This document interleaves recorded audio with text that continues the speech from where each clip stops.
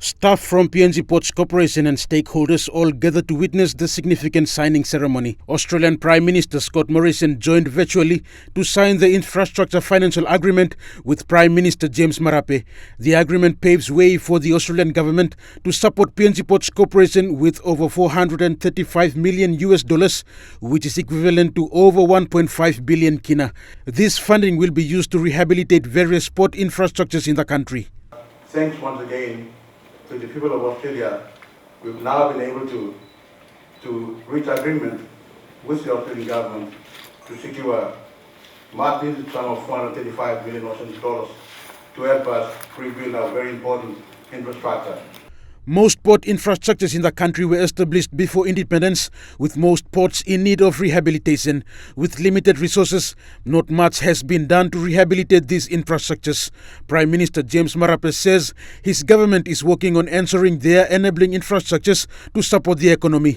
And better port infrastructures will pave way for more trade opportunities for both countries. It's time for you to pick enabling infrastructure consistent with my government's overview in the economy. We are trying to ensure we have enabling infrastructures that sustain our economy now and going forward into the future. Port ranks the top of our priority. Without good ports, our exports will not be possible. Without good ports, our imports will not be possible. The Prime Minister further thanked the government and the people of Australia for their continuous support.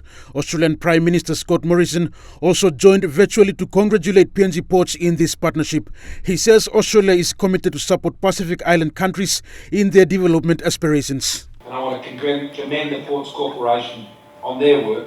Infrastructure strengthens economies, creates the conditions for long-term jobs growth. Bigger ports means greater access to global trade opportunities. This funding from the Australian government will be used to develop 5 major port infrastructures in the country. These include the Lake Tidal Basin project in Morobe province. This $430 million will be put to good use. As most of us know, we really need to do a lot of work in a very important port of Lake. So the Lake Tidal Basin project will receive about $120 million. Rayon Lakingu National, EMTV News.